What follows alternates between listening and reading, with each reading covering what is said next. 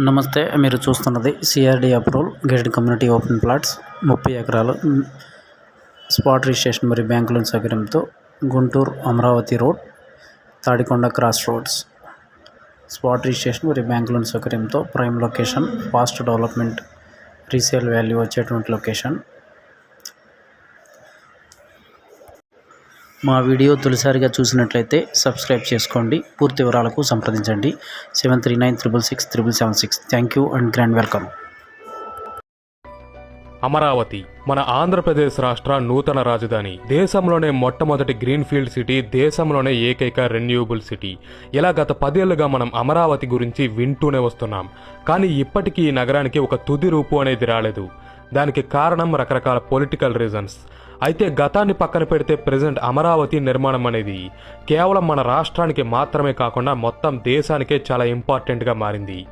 ఎందుకంటే భవిష్యత్తులో ఆంధ్ర $2.5 ట్రిలియన్ ఎకానమీగా మారాలంటే దానికి కీ ఫ్యాక్టర్స్ అన్నీ కూడా అమరావతి చుట్టూనే తిరుగుతాయి.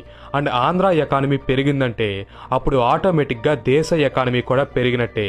సో అమరావతి ఇప్పుడు ఒక నేషనల్ ప్రాజెక్ట్గా మారిపోయిందని చెప్పుకోవచ్చు. అందుకే ఈ వీడియోలో మనం అనుకున్న మాస్టర్ ప్లాన్ ప్రకారమే అమరావతి నిర్మాణం జరిగితే ఆ సిటీ ఎంత గొప్పగా రెడీ అవుతుందో, భవిష్యత్తులో రాష్ట్ర దేశ ఆర్థిక వ్యవస్థలకు ఎంతగా కాంట్రిబ్యూట్ చేస్తుందో వంటి అంశాలను తెలుసుకుందాం. వీడియో చాలా ఇంట్రెస్టింగ్గా ఉంటుంది. సో ఏ డీటెయిల్ కూడా మిస్ అవ్వకుండా ఉండడానికి వీడియోని లాస్ట్ వరకు చూడండి. అలాగే నా కంటెంట్ కనుక నచ్చితే ఇప్పుడే వీడియోని లైక్ చేసి మన ఛానల్కి సబ్స్క్రైబ్ అవ్వండి. ఫిక్స్ చేసిన మాస్టర్ ప్లాన్ ప్రకారమే అమరావతి కన్స్ట్రక్షన్ అనేది జరిగితే అప్పుడు దేశంలోని హైదరాబాద్, బెంగళూరు వంటి సిటీసే కాదు కదా, ప్రపంచంలోని ఎంత గొప్ప మహానగరమైనా సరే దీని ముందు దిగదూడిపే అంత గ్రాండ్గా ఉండబోతుంది మన అమరావతి. అయితే అమరావతి ల్యాండ్ పూలింగ్ గురించి, దీని ముందు వెనక జరిగిన పాలిటిక్స్ గురించి మీ అందరికీ బాగా తెలుసు. సో వాటి గురించి నేను ఇక్కడ మాట్లాడను. కేవలం దీని ఫీచర్స్, డిజైన్ మరియు మాస్టర్ ప్లాన్ వంటి అంశాలను మాత్రమే ఇక్కడ డిస్కస్ చేసుకుందాం. అమరావతి క్యాపిటల్ రీజన్ అనేది గుంటూరు జిల్లాలోని కృష్ణా నది పరివాహక ప్రాంతాల్లో లొకేట్ అయి ఉంది. దీన్ని మొత్తం 33,000 ఎకరాల సువిశాల ప్రాంతాల్లో నిర్మించబోతున్నారు. అంటే అప్రాక్సిమేట్గా 133 కిలోమీటర్లు అన్నమాట. ఇంత భారీ స్థాయిలో ఇప్పటి వరకు మన దేశంలో ఏ నగరాన్ని కూడా నిర్మించలేదు. ఇదే మొదటిసారి కాబోతుంది. అలాగే అమరావతిని ఒక గ్రీన్ ఫీల్డ్ సిటీగా నిర్మించబోతున్నారు. గ్రీన్ ఫీల్డ్ సిటీ అంటే ఒక ఖాళీ స్థలంలో అన్నీ కూడా స్క్రాచ్ నుంచే నిర్మించిన సిటీ. అంటే ముందుగానే ఆ ఖాళీ ప్లేస్లో రోడ్స్, హైవేస్ని కన్స్ట్రక్ట్ చేస్తారు. వాటర్, ఎలక్ట్రిసిటీ వంటి రిసోర్సెస్ని అందించే ప్లాంట్స్ని కూడా ఏర్పాటు చేస్తారు. కమ్యూనికేషన్, డ్రైనేజ్, వేస్ట్ మేనేజ్మెంట్ ఇలా కీ ఇన్ఫ్రాస్ట్రక్చర్ని బిల్డ్ చేసిన తర్వాతే మిగతా సిటీని ఎక్స్పాండ్ చేస్తారు. ఈ రకంగా ముందే అన్ని ప్లాన్ చేసుకోవడం ద్వారా ఫ్యూచర్లో సిటీ పాపులేషన్ ఎంత పెరిగినా కూడా ఎటువంటి ప్రాబ్లం అనేది రాదు. అండ్ ఆకస్మిక వరదలు, ప్రకృతి వైపరీత్యాలు వచ్చినా సరే సిటీ చాలా స్ట్రాంగ్గా నిలబడుతుంది. అదే మనం దేశంలోని మిగతా సిటీస్ని గమనిస్తే అవి ప్రాపర్ ప్లానింగ్ అనేవి లేకుండా కాలంతో పాటు ఎవాల్వ్ అయిన సిటీస్.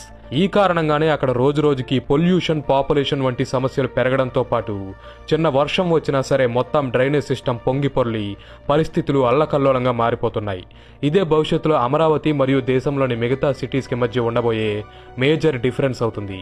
ల్యాండ్ పూలింగ్ ద్వారా అమరావతిలో సేకరించిన మొత్తం 33,000 ఎకరాలని 9 డిఫరెంట్ జోన్స్గా విభజించారు. వీటిలో ఒక్కో జోన్కి ఒక్కో స్పెషాలిటీ ఉంది. అవే government zone, commercial zone, residential zone, education zone, industrial zone, tourism zone మరియు ట్రాన్స్పోర్ట్ జోన్. ఇలా 9 డిఫరెంట్ జోన్స్ ఉండబోతున్నాయి. ముందుగా గవర్నమెంట్ జోన్. ఇక్కడే మన ఆంధ్రప్రదేశ్ రాష్ట్ర నూతన అసెంబ్లీ, హైకోర్టు, సెక్రటేరియట్ మరియు మినిస్టర్స్ ఆఫీసెస్ ఉండబోతున్నాయి. వీటిలో ముఖ్యంగా అసెంబ్లీ మరియు హైకోర్టు బిల్డింగ్స్ని దేశంలో మునుపెన్నడూ చూడని విధంగా చాలా ఐకానిక్ అండ్ ఇన్నోవేటివ్ మోడల్స్లో డిజైన్ చేశారు. ఇవి చూడడానికి చాలా అద్భుతంగా ఉంటాయి.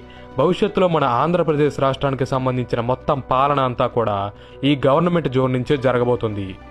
అలాగే కమర్షియల్ జోన్ని ఒక ఫైనాన్షియల్ హబ్గా మార్చబోతున్నారు. ఇక్కడే కీలకమైన IT parks, business reasons, bank, startup centres వంటి ఆర్థిక సంస్థలు ఉండబోతున్నాయి. వీటి వల్ల రాష్ట్రంలోని యూత్కి చాలా ఎంప్లాయ్మెంట్ క్రియేట్ అవుతుంది. వీటితో పాటు ప్రజలు వచ్చి నివాసం ఉండడానికి రెసిడెన్షియల్ జోన్స్, ప్రపంచవ్యాప్తంగా ఉన్న కంపెనీస్ అమరావతిలో తమ ఫ్యాక్టరీస్ని ఏర్పాటు చేయడానికి, వస్తువుల ఉత్పత్తికి ఇండస్ట్రియల్ కారిడార్స్ని ఏర్పాటు చేయబోతున్నారు. ఎడ్యుకేషన్ హబ్లో దేశంలోనే టాప్ యూనివర్సిటీస్, కాలేజెస్ మరియు స్కూల్స్ ఉండబోతున్నాయి. ఇక్కడ రీసెర్చ్ అండ్ డెవలప్మెంట్ని ప్రోత్సహించి కొత్త ఆవిష్కరణల రూపకల్పన జరుగుతుంది. అలాగే ప్రజలకు హై క్వాలిటీ వైద్యాన్ని అందించేందుకు ఒక డెడికేటెడ్ హెల్త్ జోన్, టూరిస్టులను అట్రాక్ట్ చేసేందుకు amusement parks, cricket stadiums, museums, బౌద్ధ స్తూపం ఇలా ఎన్నో టూరిస్ట్ స్పాట్స్ ఉండబోతున్నాయి. ఫ్యూచర్లో ఈ 9 జోన్స్ కూడా అమరావతిలోని నవనగరాలుగా ఫేమస్ అయ్యే ఛాన్స్ ఎక్కువగా ఉంది. ప్రెజెంట్ మన దేశంలోని మెజారిటీ సిటీస్ ఫేస్ చేస్తున్న అతిపెద్ద ప్రాబ్లం పొల్యూషన్ కారణంగా మనం పీల్చుకునే గాలి కూడా కలుషితమవుతుంది. అందుకే అమరావతిలో ఇలాంటి ప్రాబ్లమ్స్ తలెత్తకుండా ఉండడానికి సిటీలోని 60%ని పచ్చదనంతో కవర్ చేయబోతున్నారు.